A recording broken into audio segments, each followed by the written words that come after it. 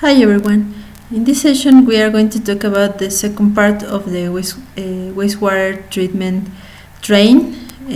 In here it says water, but you could say it's also for wastewater as part of the industrial plant. And we have again here the chart with the wastewater treatment plant and the sludge treatment processes also.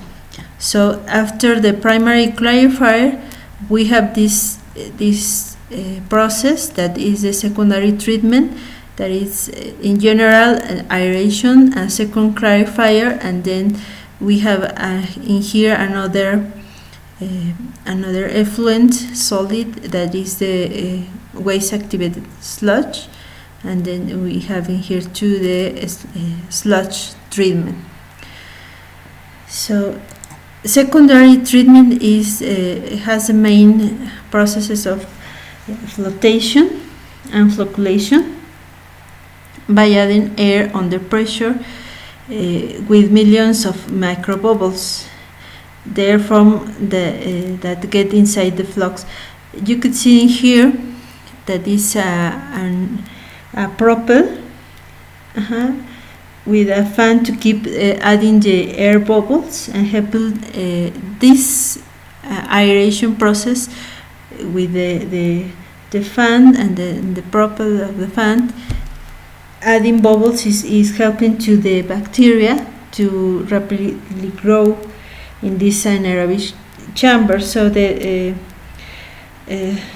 well, in here there's not an aerobic chamber shown, but you have some microorganisms in this secondary treatment. So it's also called biological treatment.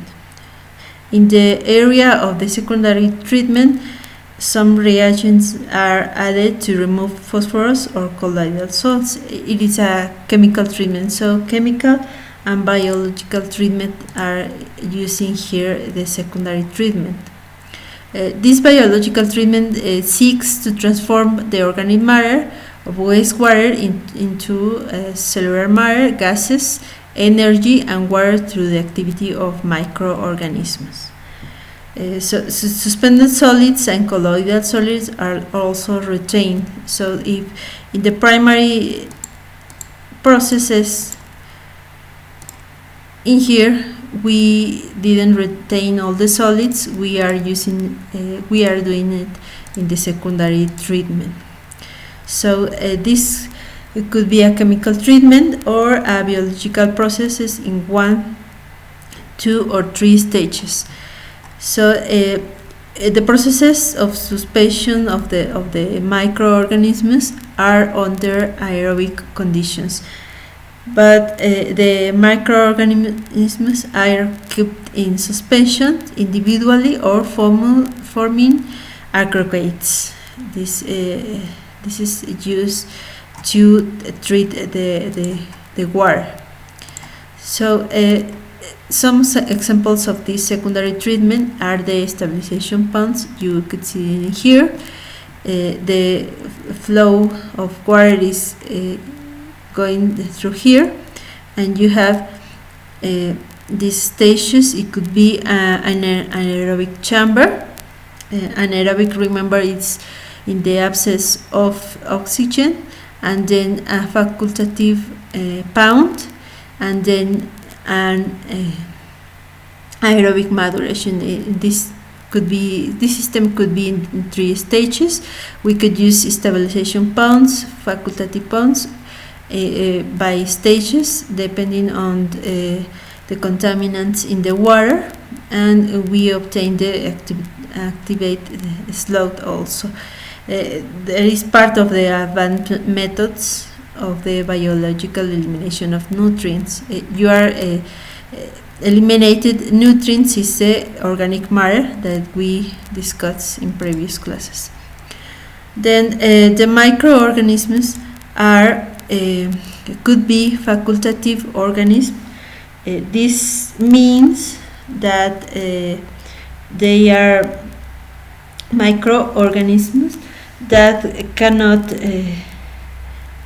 can survive in both environments, anaerobic without oxygen and aerobic with oxygen. These are called facultative organisms. So we have also the anaerobic organisms and the aerobic organisms that they just survive in one environment. If you remember, aerobic organisms require oxygen to carry out their metabolic reactions, and then they use they use oxygen to generate carbon dioxide as byproducts. And then is there anaerobic organisms that they grow in the absence of oxygen, but they also generate carbon dioxide and methane, and with the organic compounds, and then it could be also generate low molecular weight byproducts. And then another type of microorganisms used in secondary treatment, we have the obligate aerobic organism and the obligate anaerobic organisms. These types of biological microorganisms or bacteria are very resistant to each of the environments, but in certain time they die with this kind of environment. They can only survive in the respective environment. That this means that if we have an obligate aerobic and we obtain some kind of environment without oxygen, they die. And in here, if we introduce oxygen, they also die. So these three organisms resist some changes of conditions, but the obligate aerobic bacteria doesn't resist those conditions. Well, in here we have a reactor for secondary treatment, and we have in here the feed of the oxygen, and in here we have this is of course an aerobic treatment, because we are feeding oxygen, and then we feed in here wastewater for the treatment, and this is the activated sludge that is used also to treat this kind of water. So in here we have the extraction of the oxygen and the liquid to the sedimentation tank. So the flux in here is the entering flux minus the output flux minus the velocity of the component that we are using as bacteria is equal to the accumulation in the bioreactor. So we have three types of secondary treatment as in the active sludge. We could have the batch operation that enters discontinuously in the flow, or a continuous operation mode that it could be a perfectly agitated reactor with this fan that we are using, the propel, and we could have another continuous operation mode, but with a piston flow reaction. So that's the three types of secondary treatment for activated sludge. For I mentioned this, we have to consider all these variables. Then finally we have in this chart we have the tertiary treatment, that it is only to obtain the water the best with the best quality to put this effluent in the natural sources. So the tertiary is treatment is meant to remove all the microorganisms left behind, and then this is in here there are also a chemical treatment. This is mainly biological treatment, and this is mainly chemical treatment. And we have in here a filter to eliminate any contaminant left behind, and then chlorination or dechlorination, and it could be substitute that for UV disinfection. So the objectives of this tertiary treatment is to reduce suspended solids and the flocculants of organic part, and to reduce the biod and the chemical oxygen